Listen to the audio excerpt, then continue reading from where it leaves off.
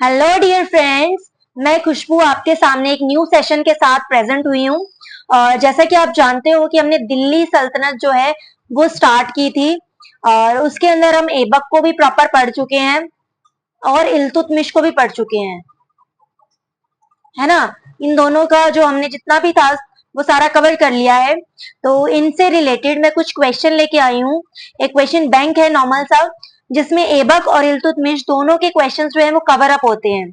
हमने बार बार एग्जाम में इन दोनों से रिलेटेड जितने भी क्वेश्चन एग्जाम में आते हुए देखे हैं वो सारे क्वेश्चन इसमें मैंने डाल दिए हैं।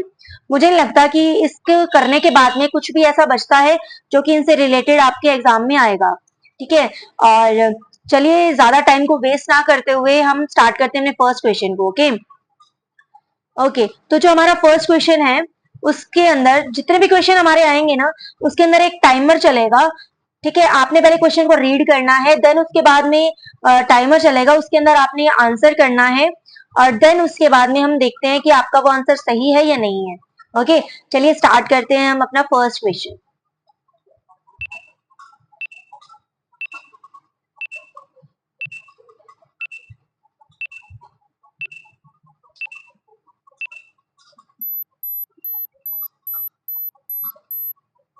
ओके, तो हमारा फर्स्ट क्वेश्चन है, इल्तुतमिश ने कब से कब तक राज किया। इल्तुतमिश जो था उसने कब से कब तक राज किया था? 1211 से 1240 ईस्वी तक? नो।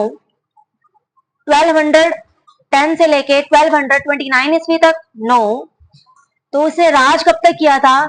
इसने किया था 1211 से लेके 1236 ईस्वी तक। ओके, इससे पहले कौन था?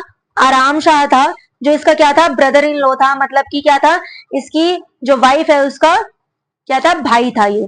ठीक है, और उसने कितने मंथ शासन किया? उसने ज्यादा शासन नहीं किया था, उसने सिर्फ 8 मंथ्स, मतलब 8 माह के लिए राजगद्दी पे जो था आराम शाह बैठा था। ठीक है, और जो इल्तुतमिश है उसका पूरा नाम क्या है? शमसुद्दीन इल्तुतमिश। इसका पूरा नाम क्या है? शमसुद्दीन इल्तुतमिश। यह भी बहुत बार क्वेश्चन पूछ लिया जाता है। तो इसका पूरा नाम क्या है? शमसुद्दीन इल्तुतमिश इसका पूरा नाम है। और ये इलबरी तुर्क जनजाति के थे। कौन सी जनजाति के थे ये? इलबरी तुर्क जनजाति के। इलबरी तुर्क जनजाति के। ठीक है, इलबरी तुर्क जनजाति के थे। और ये क्या थे, इसको किसने खरीदा था? ऐबक ने इनको खरीद लिया था। ऐबक ने इनको खरीदा था और ये गुलाम भी थे, ऐबक के गुलाम भी थे और दामाद भी थे। मतलब जो ऐबक था उसकी जो बेटी थी उससे शादी हो गई थी किसकी? इल्तुतमिश की। ठीक है, और ऐबक की जिस टाइम में मृत्यु हुई थी उस टाइम पे ये बदायूं में थे। कहां पर थे? बदायूं में। बदायूं में थे ये, और वहां के गवर्नर थे। वहां के क्या थे? गवर्नर। ठीक है, तो ये हो गया हमारा क्वेश्चन नंबर फर्स्ट। स्टार्ट करते हैं question number second.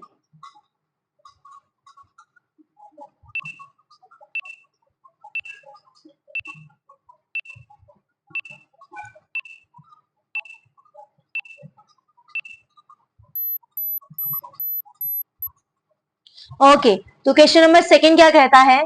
Burt halt के अनुसार, बर्ट हॉल्ट के अनुसार इल्तुतमिश का क्या अर्थ है, मतलब इसके नाम का क्या अर्थ है?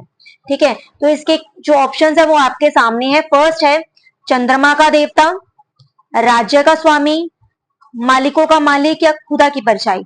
इनमें से क्या इसका मीनिंग आएगा? क्या इसके नेम का मीनिंग है? तो आपको जैसा कि पता है, मैंने पहले भी पढ़ा चुकी हूँ कि जो इल्तुतमिश है इसका पूरा नाम क्या बताया मैंने अभी? शमसुद्दीन इल्तुतमिश। और इसका मीनिंग क्या होता है? राज्य का स्वामी। ठीक है, इसका मीनिंग क्या होता है? राज्य का स्वामी। और इसे और किस नाम से जाना जाता था? गुलामों का गुलाम। गुलामों का गुलाम। ठीक है, चलते हैं अपने नेक्स्ट क्वेश्चन पे।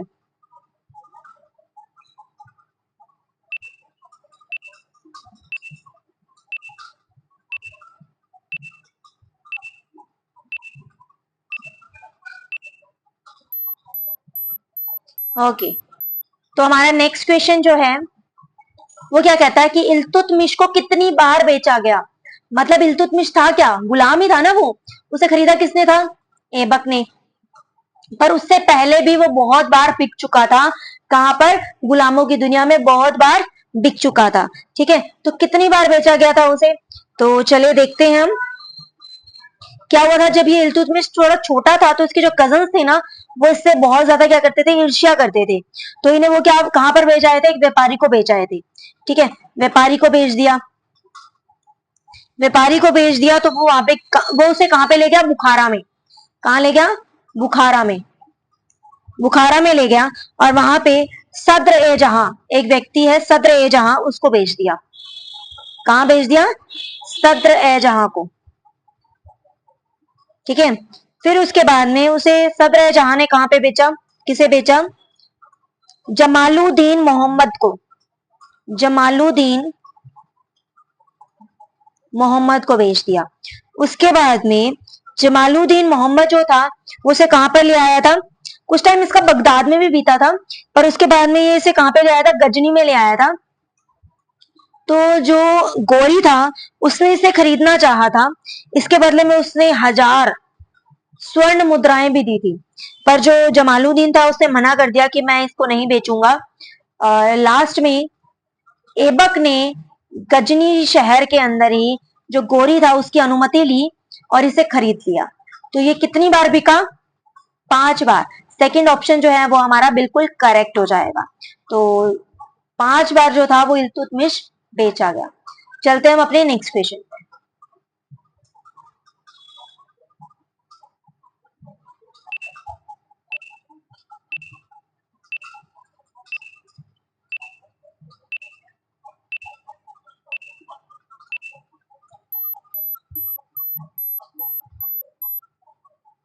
ओके, तो हमारा नेक्स्ट क्वेश्चन क्या है कि कुतुबुद्दीन ऐबक ने अपनी राजधानी कहां बनाई?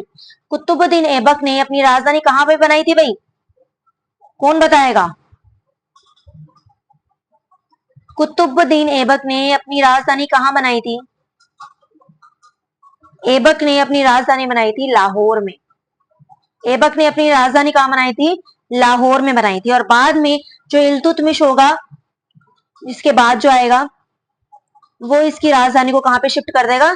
दिल्ली में शिफ्ट कर देगा। ठीक है, तो जो कुतुब मीनार है वो भी कहां पे है? दिल्ली में है। और किसने बनवाया था? कुतुबुद्दीन ऐबक ने। ठीक है, तो क्वेश्चन का आंसर क्या बनता है कि कुतुबुद्दीन ऐबक ने अपनी राजधानी कहां बनवाई थी? लाहौर में। कहां बनाई थी अपनी राजधानी? लाहौर में। चलते हैं फटाफट से नेक्स्ट क्वेश्चन की तरफ। तो हमारा नेक्स्ट क्वेश्चन क्या कहता है, फटाफट से देख लेते हैं।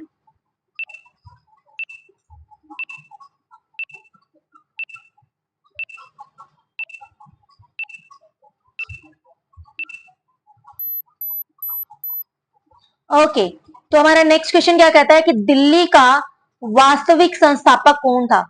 दिल्ली का वास्तविक संस्थापक, जब भी आपसे पूछ लिया जाए वास्तविक संस्थापक, तो इसका आंसर क्या आएगा? इल्तुतमिश। इल्तुतमिश था दिल्ली का वास्तविक संस्थापक, क्योंकि पहली बात तो उसने अपनी योग्यता से, ठीक है, 25 साल तक राज किया था, है ना, शासन किया था ना उसने।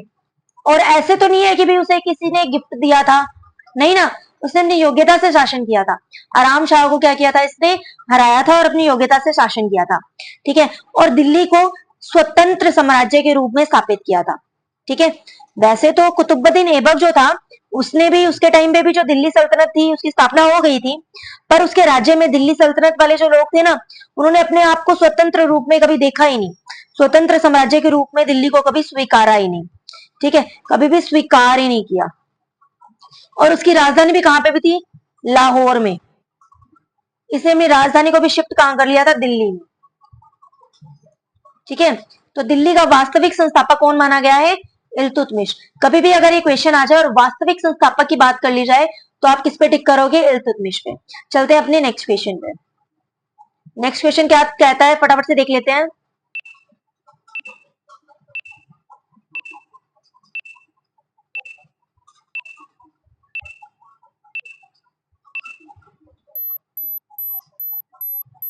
ओके, तो हमारा नेक्स्ट क्वेश्चन क्या कहता है कि जो कुतुबुद्दीन ऐबक है उसको गोरी ने कहां से खरीदा था? ये बहुत ही इंपॉर्टेंट क्वेश्चन है और बहुत बार ये कहां पे आ चुका है? हमारे एग्जाम्स में आ चुका है, एग्जाम्स में आ चुका है, बहुत ही ज्यादा इंपॉर्टेंट क्वेश्चन है, ठीक है। और ये एक ऐसा क्वेश्चन है, जब ये स्टार्टिंग में आया था तो सभी को ऐसा लगा था ये इतना इंपॉर्टेंट कैसे, मतलब कि कहाँ से खरीदा किस गुलाम को, ये क्वेश्चन भी आ सकता है, ये किसी ने सोचा भी नहीं था। तो अब ये हमारे क्वेश्चन बैंक पे है कि कुतुबुद्दीन को गोरी ने कहाँ से खरीदा था। तो ऑप्शन है हमारे पास हिसार, हांसी, अफगानिस्तान और निशापुर।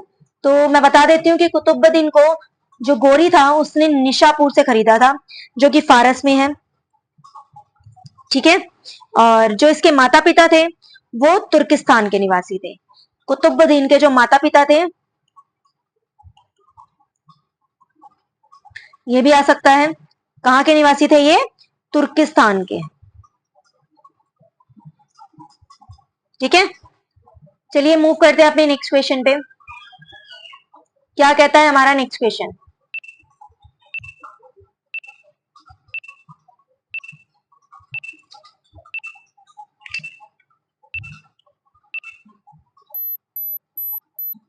ओके, तो हमारा नेक्स्ट क्वेश्चन कहता है कि जो एकता प्रणाली है वो किसके द्वारा शुरू की गई।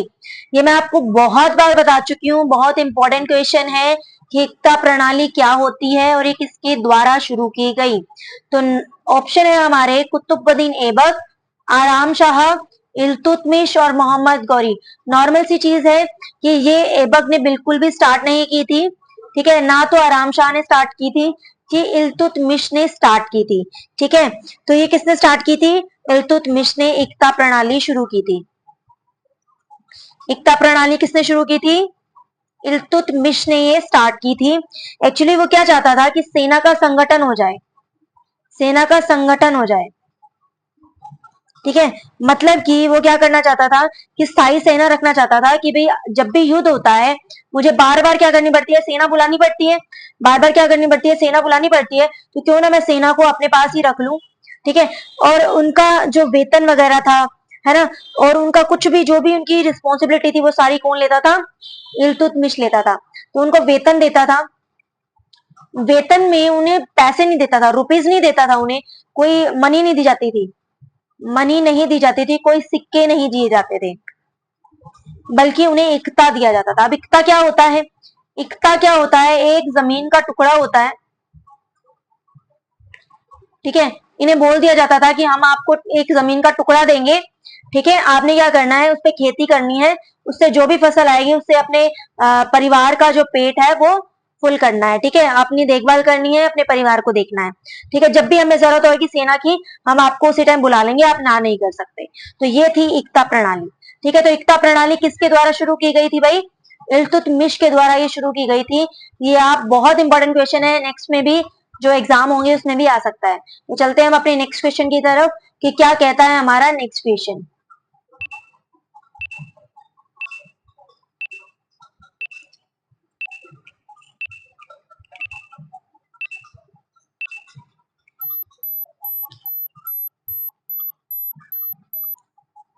ओके, तो हमारा नेक्स्ट क्वेश्चन क्या कहता है कि कुरान खवा का क्या अर्थ है। कुरान खवा का क्या अर्थ है, क्या अर्थ होता है भाई, कुरान को लिखने वाला, कुरान को बेचने वाला, कुरान को पढ़ने वाला, या इनमें से कोई नहीं। तो हमने ये पढ़ा है कि कुरान खवा का क्या अर्थ होता है, कुरान को पढ़ने वाला। तुम्हारा ऑप्शन नंबर 3 क्या हो जाएगा, इसका आंसर हो जाएगा। और कुरान खवा किसे कहा जाता था, किसे कहा जाता था कुरान खवा, कुतुबुद्दीन को। कुतुबुद्दीन को क्या कहा जाता था, कुरान खवा कहा जाता था। क्यों कहा जाता था, क्योंकि वो पांचों वक्त की नमाज बहुत ही सुरीले स्वर में गाता था, बहुत ही ज्यादा सुरीले शब्द में, जो सुरीले जो उसकी वाणी थी, सुरीले स्वरों में गाता था, सुरीले स्वरों में गाता था। इसीलिए उसे किसकी पदवी दे दी गई थी, कुरान खवा की, ठीक है। और कुतुबुद्दीन जो है ना, उसका जो,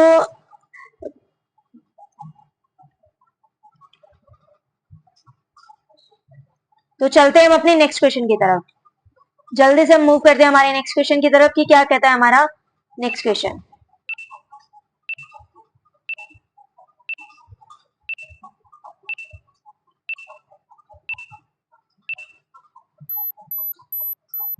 ओके, तो हमारा नेक्स्ट क्वेश्चन क्या है कहता है कि कुतुब मीनार का कार्य किसने पूरा करवाया। तो किसने पूरा करवाया था भाई कुतुब मीनार का कार्य? कुतुब आ रहा है इसके अंदर, है ना। तो अब आप क्या सोचोगे, कुतुबुद्दीन ऐबक ने करवाया होगा, ऐसा ही है? नहीं। तो एक्चुअली ये किसने करवाया था? ये करवाया था इल्तुतमिश ने। इल्तुतमिश ने इसको पूरा करवाया था। ठीक है। इल्तुतमिश क्या था? इसका दामाद भी था और गुलाम भी था। स्टार्ट किसने करवाया था कुतुब मीनार को बनाने का काम? ऐबक ने। ऐबक ने स्टार्ट करवाया था, कंप्लीट करवाया था इल्तुतमिश ने। ठीक है। क्योंकि बीच में जो ऐबक था उसकी मृत्यु हो गई थी, उसकी डेथ हो गई थी। तो इसे पूरा किसने करवाया? इल्तुतमिश ने। हमारा ऑप्शन नंबर 2 जो है वो राइट हो जाएगा। चलते हैं हम अपने नेक्स्ट क्वेश्चन की तरफ।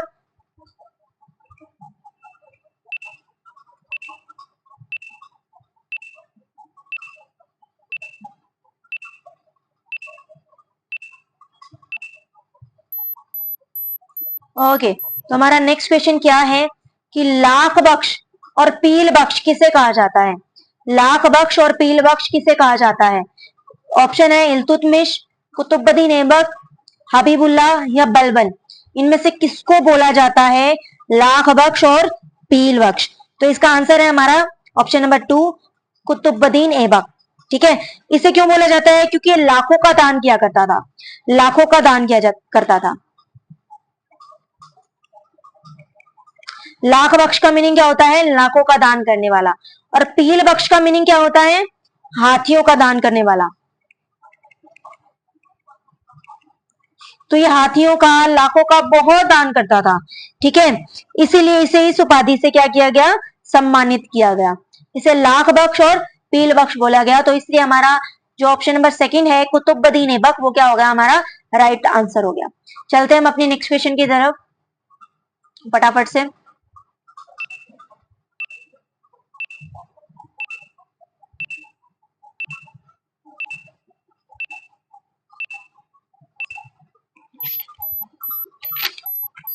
ओके, तो हमारा जो ये वाला क्वेश्चन है, ये क्या, सॉरी, ये क्या कहता है कि ऐबक की मृत्यु कब हो गई थी भाई?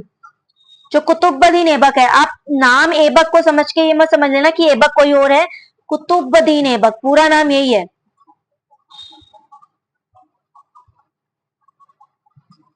कुतुबुद्दीन ऐबक, और ऐबक उसकी शॉर्ट फॉर्म में लिखा जा रहा है यहाँ पे। ठीक है। तो ऐबक की मृत्यु कब हुई थी? ऑप्शन हमें दिए हुए हैं, जिसका सही आंसर होगा ऑप्शन नंबर 4, 1210 ईस्वी में। 1210 ईस्वी में इसकी क्या हो गई थी? मृत्यु हो गई थी। ऑप्शन नंबर 4 क्या है हमारा? बिल्कुल राइट है। कैसे मृत्यु हुई थी? क्या इसकी किसी ने हत्या की थी? नहीं। एक्चुअली क्या हुआ कि क्या कर रहे थे? चौगान खेल रहे थे। क्या खेल रहे थे? चौगान। चौगान क्या होता है? एक तरह का पोलो की तरह होता है, जिसपे घोड़े पे चढ़ के खेला जाता है ये। ठीक है। तो घोड़े पे चढ़कर ये क्या कर रहे थे? चौगान खेल रहे थे। तो घोड़े से अचानक से नीचे गिर गए, घोड़े से ही अचानक से नीचे गिर गए। ठीक है। और उनकी उसी टाइम से अचानक से मौत हो गई, उनकी मृत्यु हो गई। ठीक है। और इन्हें कहां पर दफनाया गया? लाहौर में। लाहौर में इन्हें दफना दिया गया। तो ऑप्शन नंबर 4 जो है वो हमारा बिल्कुल राइट आंसर है। 1210 ईस्वी हमारा बिल्कुल राइट आंसर है। तो अब हम चलते हैं हमारे नेक्स्ट क्वेश्चन की तरफ।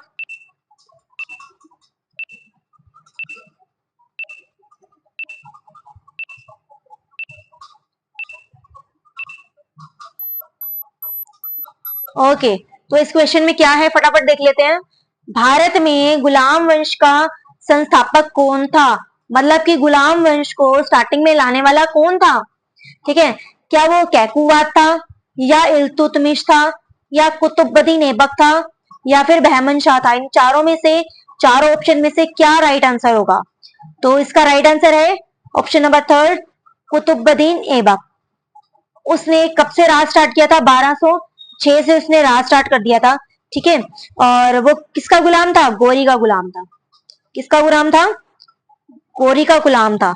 ठीक है। उसने सिंहासन सत्ता अपने हाथ में तो ले ली थी, पर सिंहासन पर बैठने के बाद में भी ना उसने सुल्तान की उपाधि नहीं ली। उसने सुल्तान की उपाधि नहीं ली। उसने बोला कि मुझे मलिक बोलो।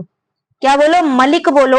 या फिर सिपाह सलार बोलो, सिपाह सलार बोलो, क्योंकि मेरे मालिक ने मुझे ये उपाधियां दी है तो मैं इन्हीं उपाधियों से खुश हूं, मुझे और कोई उपाधि नहीं चाहिए। इसने और कोई पदवी नहीं ली, जो उपाधि इसके मालिक मतलब कि गौरी ने दी थी उसी उपाधियों से ये संतुष्ट था। ठीक है, और तो और इसने अपने नाम के सिक्के भी नहीं चलवाए थे। ठीक है, तो गुलाम वंश की स्थापना किसने की थी हमारे भारत में? कुतुबुद्दीन ऐबक ने। स्टार्ट करते हैं अपने नेक्स्ट क्वेश्चन को।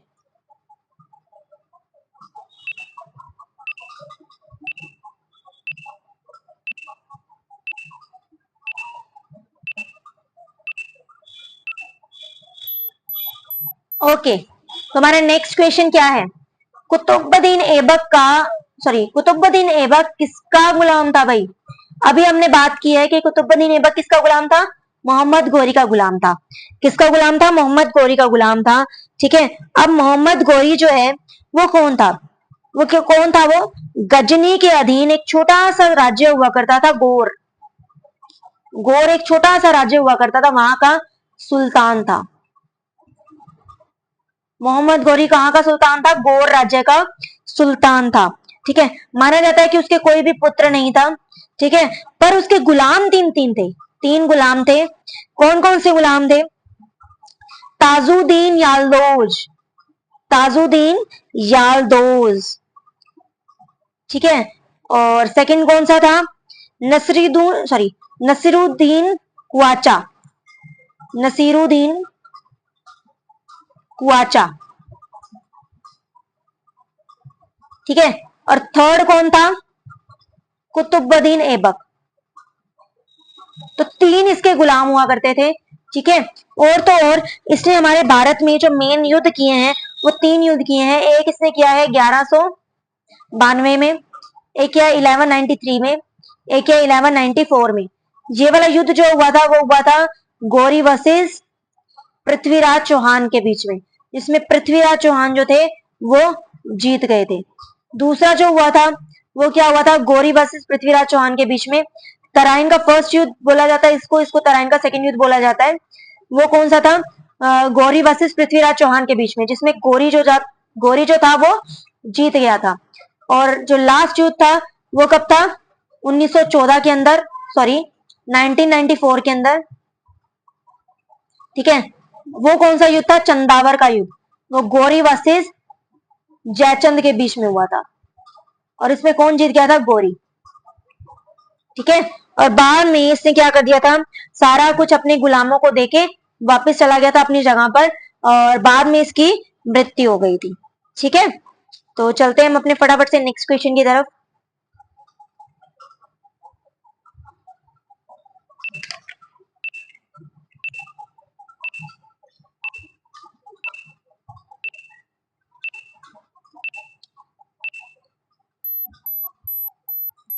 ओके, तो हमारा नेक्स्ट क्वेश्चन क्या है भाई? सन 1210 में कुतुबुद्दीन ऐबक के पश्चात दिल्ली का सुल्तान कौन बना था? इन ऑप्शंस में से चेक करना है। ठीक है, कौन बना था भाई? बाबर, इल्तुतमिश, बलबन या इब्राहिम लोदी? कौन बना था? वैसे तो कुतुबुद्दीन ऐबक के बाद में जो दिल्ली का सुल्तान था वो इसका उत्तराधिकारी बना था। क्या नाम था उसका? आराम शाह। पर वो ऑप्शन में नहीं है, तो उसके बाद में कौन आएगा? इल्तुतमिश। वो ज्यादा टाइम के लिए बना भी नहीं था, 8 माह के लिए बना था सिर्फ। और उसके बाद में जो इल्तुतमिश था वो क्या था? इसका दामाद भी था और इसका गुलाम भी था। इसके मरने के बाद में, कुतुबुद्दीन ऐबक के मरने के बाद में इल्तुतमिश ने आराम शाह को हरा दिया और इसको क्या कर दिया? मार दिया और गद्दी पर खुद बैठ गया। ठीक है, तो जो कुतुबुद्दीन ऐबक के बाद में दिल्ली का सुल्तान बनने वाला था वो कौन था? इल्तुतमिश। नेक्स्ट क्वेश्चन की तरफ मूव करते हैं।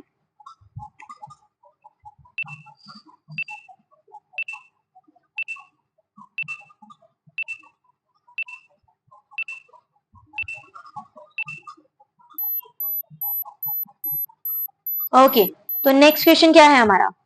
नेक्स्ट क्वेश्चन कहता है निम्नलिखित में से वह कौन सा सुल्तान था जिसकी मृत्यु चौगान मतलब कि पोलो खेलते हुए हो गई थी? अभी हमने डिस्कस किया था कि ऐसा कौन सा सुल्तान था भाई? कुतुबुद्दीन ऐबक। चलते हैं नेक्स्ट क्वेश्चन की तरफ।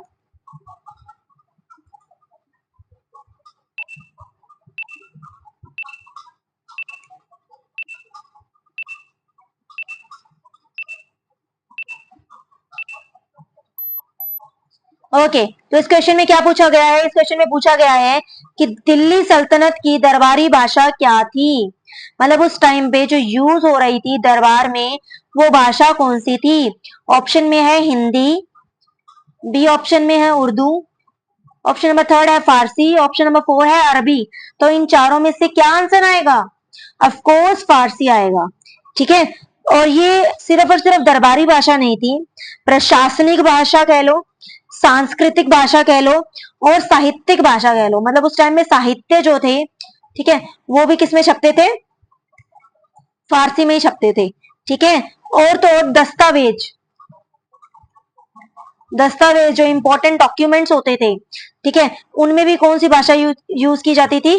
फारसी भाषा को यूज किया जाता था। और दरबार में अगर कोई मैसेज देना है, दरबार में अगर कोई मैसेज देना है तो भी हम कौन सी भाषा को यूज किया करते थे? फारसी भाषा को ही यूज किया जाता था। ठीक है, तो दिल्ली सल्तनत की दरबारी भाषा कौन सी हुई? फारसी। चलते हैं नेक्स्ट क्वेश्चन की तरफ फटाफट से।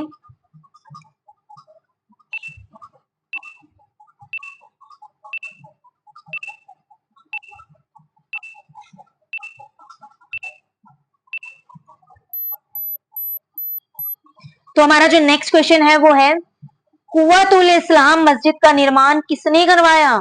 कुव्वतुल इस्लाम मस्जिद एक मस्जिद थी जिसका निर्माण किसने करवाया, ये पूछ रहे हैं। ठीक है, इसके ऑप्शन है अलाउद्दीन खिलजी, इल्तुतमिश, कुतुबुद्दीन ऐबक या मोहम्मद नादिर शाह। ठीक है, तो इन चारों में से किसने करवाया था कुव्वतुल इस्लाम मस्जिद का निर्माण? तो ऑफ कोर्स किसने करवाया था? ये कुतुबुद्दीन ऐबक ने करवाया था। और इसका कार्य कब शुरू हो गया था? 1193 ईस्वी में इसका कार्य स्टार्ट हो गया था। ठीक है, और ये हमारी पहली मस्जिद थी, पहली मस्जिद बोला गया इसे, फर्स्ट। ठीक है, और ये कहां पर है? कुव्वतुल इस्लाम मस्जिद दिल्ली में, दिल्ली में है ये कुव्वतुल इस्लाम मस्जिद। ठीक है, चलते हैं हम अपने नेक्स्ट क्वेश्चन की तरफ भाई।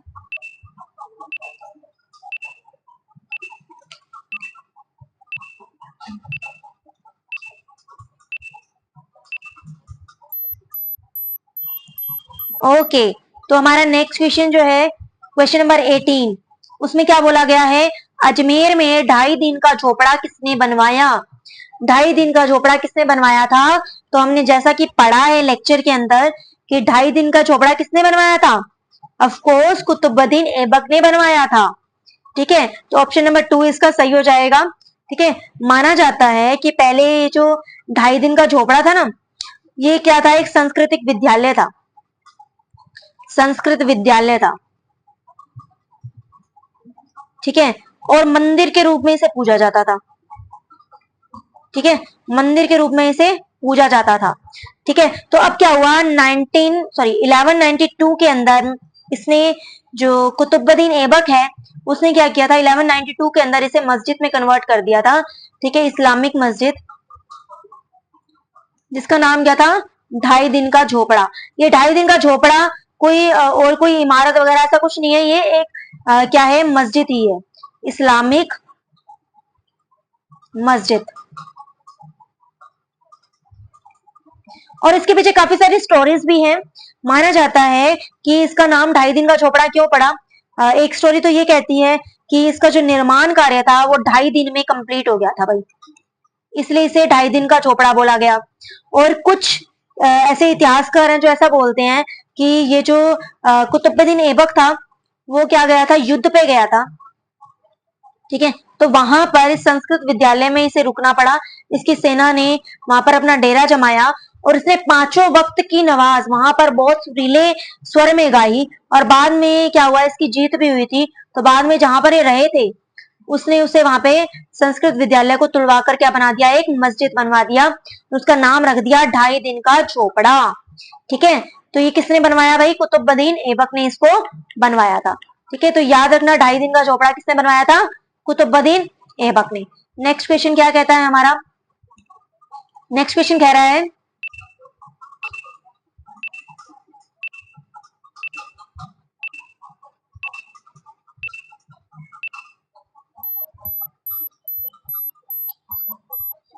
ओके, तो हमारा नेक्स्ट क्वेश्चन है कि नियमित मुद्रा जारी करने वाला और दिल्ली को अपने साम्राज्य की राजधानी घोषित करने वाला दिल्ली का प्रथम सुल्तान कौन था? तो देखो, गोरी आया था, गोरी ने तो राज किया नहीं, ठीक है। उसके बाद कुतुबुद्दीन ऐबक आया, ऐबक ने क्या किया था, अपने आप को सुल्तान भी नहीं घोषित किया, तो सुल्तान तो वो नहीं था, तो ऐबक तो यहां से गलत हो गया। उसके बाद में उसने सिक्के भी नहीं चलाए, है ना, उसने सिक्के भी नहीं चलाए थे अपने नाम के, तो ये भी ऑप्शन इसके अकॉर्डिंग भी कुतुबुद्दीन ऐबक गलत हो गया। बलबन उस टाइम पे था नहीं, ठीक है। और आलम शाह के बारे में हम इस टाइम पे कोई बात नहीं करेंगे, क्योंकि इसके बारे में तो हमने अभी तक पढ़ा भी नहीं है, ठीक है। तो फर्स्ट ऑप्शन रह जाता है इल्तुतमिश। इल्तुतमिश जो था, उसने क्या किया था, कुतुबुद्दीन ऐबक की जो लाहौर में राजधानी थी उसको ट्रांसफर किया था दिल्ली में, ठीक है, दिल्ली में ट्रांसफर किया था, और वहां पर अपना सुल्तान की उपाधि भी ली थी, सिक्के भी चढ़ाए थे, ठीक है। तो पहला ऐसा कौन सा सम्राट था, ऐसा कौन सा सुल्तान था जिसने मुद्रा जारी की थी और राजधानी के रूप में दिल्ली को घोषित किया था? कौन था वो? इल्तुतमिश, ठीक है। चलते हैं अपने नेक्स्ट क्वेश्चन की तरफ।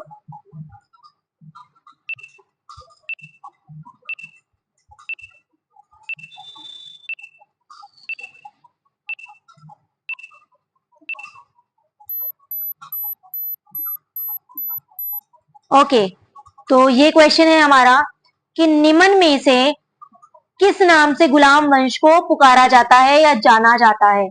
तो पहला ऑप्शन है दास वंश, मामलुक वंश, इलवरी तुर्क वंश, या फिर उपरोक्त सभी। तो गाइज मैं आपको बता दूं कि गुलाम वंश इन तीनों नामों से जाना जाता है। दास वंश से भी, ये भी इसका राइट आंसर है, मामलुक वंश भी इसका राइट आंसर है, इलवरी तुर्क वंश भी इसका राइट आंसर है। तो इसका मेन जो आंसर होगा वो क्या हो जाएगा? उपरोक्त सभी। तो इसका ऑप्शन नंबर 4 जो है वो क्या हो जाएगा हमारा? राइट आंसर हो जाएगा, ठीक है। तो गाइस इंग्लिश में से क्या बोला जाता है? Slave dynasty. स्लेव डायनेस्टी भी बोला जाता है, स्लेव का मतलब होता है गुलाम, ठीक है। तो ये हमारी 20 क्वेश्चन की जो क्वेश्चन बैंक था वो फिनिश होता है। इसमें हमने ऐबक के बारे में और इल्तुतमिश के बारे में प्रॉपर पढ़ लिया है, इनसे रिलेटेड क्वेश्चंस कर लिए हैं जो कि हमारे कहां पर आते होते हैं? एग्जाम में आते होते हैं, ठीक है। तो मुझे नहीं लगता कि अब इससे बाहर कुछ भी आएगा। तो गाइस अगर आपको ये वीडियो पसंद आई है तो इसे ज्यादा से ज्यादा शेयर कीजिए, अपने फ्रेंड्स में इसे शेयर कीजिए, और इसी टाइप की और वीडियोस पाने के लिए इस चैनल को सब्सक्राइब कीजिए, ठीक है। तो मिलते हैं नेक्स्ट वीडियो में, तब तक के लिए बाय बाय, टाटा, अल्लाह हाफिज, ठीक है, बाय।